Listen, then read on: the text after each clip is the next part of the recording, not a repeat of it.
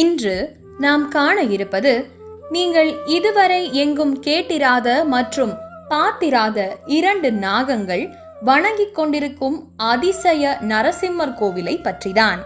நாகங்கள் அம்மன் கோவில்களில் தானே இருக்கும், அது எப்படி நரசிம்மர் கோவிலில் இருக்கின்றது என்று நீங்கள் யோசிப்பீர்கள்.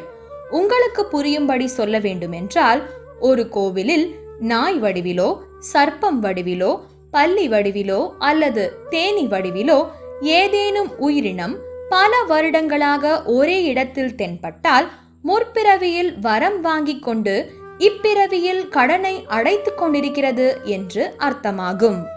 ஏன் இவ்வாறு உறுதியாக சொல்கிறோம் என்றால், ரிஷிகள், முனிவர்கள், சித்தர்கள் போன்றோர்கள் பல உருவில் காட்சியளிப்பார்கள்.